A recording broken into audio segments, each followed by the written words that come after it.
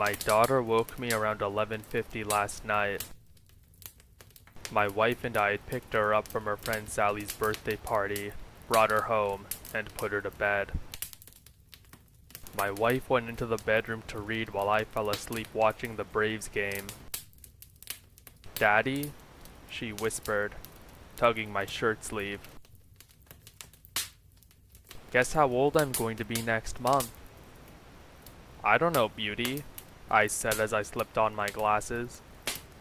"How old?" She smiled and held up 4 fingers.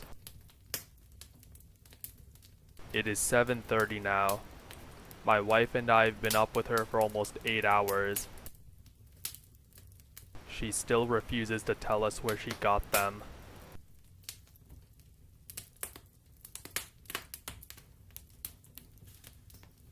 Groaning, I checked my watch. It's 11:09 p.m. I've been walking for what feels like hours now. I'm tired, hungry, and mostly bored. It feels like these woods are going on forever, but I know that there has to be an end.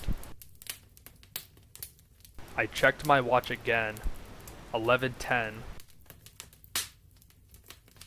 People keep talking about how these woods are cursed, that if you enter them, you'll never come back out. That might as well be me right now, considering how long it feels like I've been here. I'm just hoping that all of the wandering I've been doing isn't for nothing, and that I'm not wasting my time here. If there's a catch to this place, it might as well reveal itself now. But nothing's coming out, and I'm just wasting my time.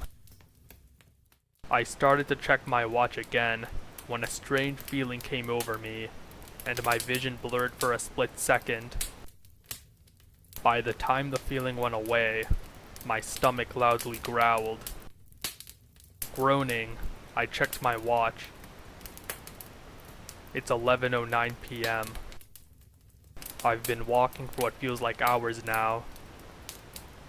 I'm tired, hungry, and mostly bored. It feels like these woods are going on forever. But I know that there has to be an end.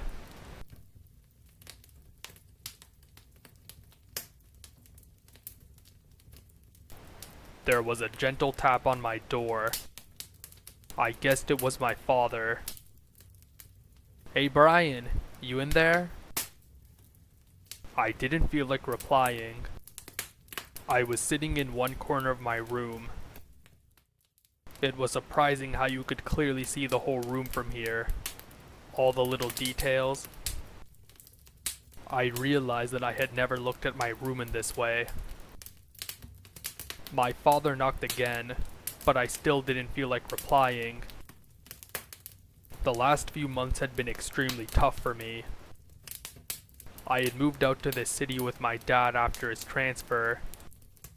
He told me it would take some time to adjust to the new surroundings, but it was extremely difficult for me, especially in school. I hated the way the people at school looked at me, as if I was an alien. I hated the looks, the murmurs, and the gossip that went behind my back. Then it started. One day while I was in the library, they surrounded me.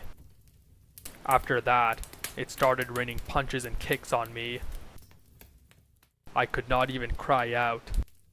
And after that, it slowly became the daily routine for me, getting beaten up by the boys. I was too afraid to tell my father.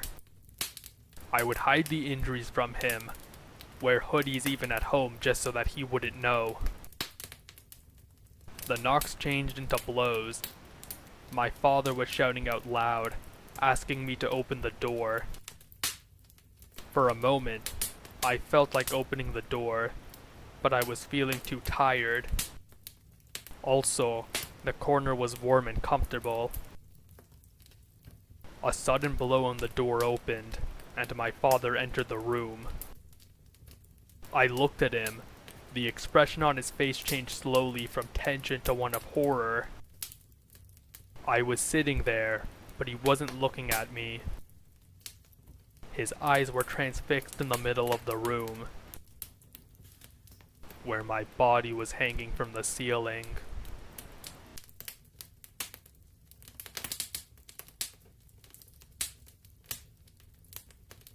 The doctor pulled the stethoscope ear tips out and hung the device around his neck. Mr. Weatherby, all of your tests have come back negative, and my examination shows nothing abnormal. Adam knew what was coming next. I'm not crazy, doctor. I'm sorry, but there is no physical reason for why you occasionally lose control of your hands. A psychologist can help. I don't need therapy. I need answers. They seem to have a life all their own. I can't hold a job. I'm under investigation for assault. I almost killed my neighbor. This can't go on. I'll try anything at this point.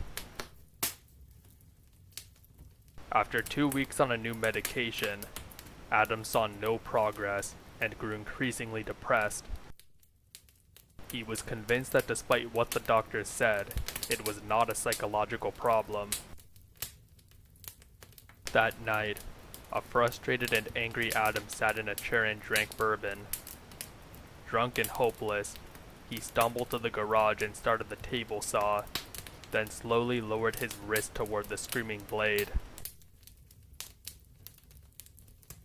Detective Armstrong entered the garage where several uniformed officers stood over the blood-soaked body. "So what do we got?" he asked, taking in the blood-splattered scene. "This is a weird one, Detective." "How so?" "Take a look at the body. He apparently chopped off his hands with a table saw and bled to death." Armstrong knelt down. And we can't find his hands anywhere.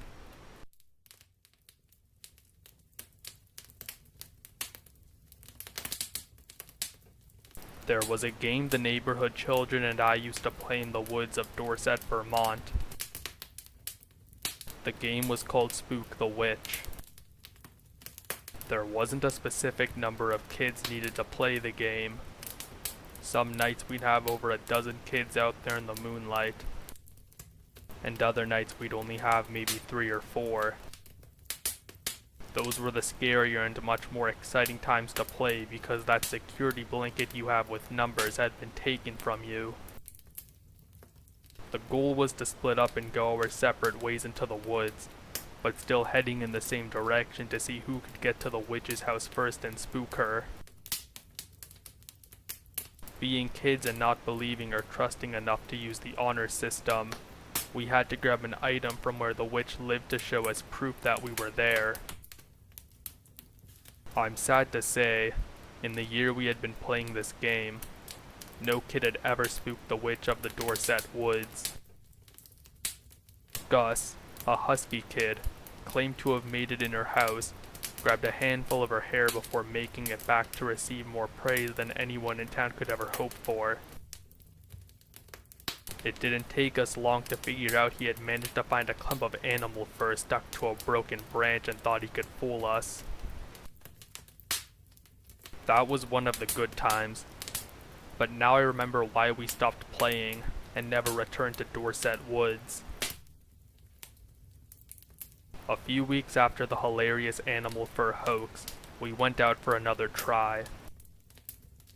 None of us knew it, but Gus was distraught that he had been teased all week, and that this time, he wasn't going to be made a fool. 8 of us, including a suspiciously quiet Gus, ventured out into the woods this night. 7 of us returned empty-handed, and laughed about how none of us came close, until we realized Mikey wasn't laughing, but crying. Through his tears, he told us that he watched from the tree line as Gus marched right up to the witch's house, Mikey said he walked up to the door as if he was on a mission, and before Gus could open the door, it swung open, exposing a distinguishedly short naked woman with very long, unkempt gray hair, illuminated by the moonlight. Mikey took multiple deep breaths between tears before he finally managed to say, She grabbed Gus.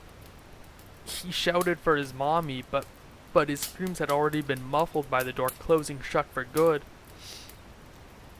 I knew I couldn't do anything, so I just ran and ran. Spook the Witch was a fun game until that night, when we found out that she was playing the game too.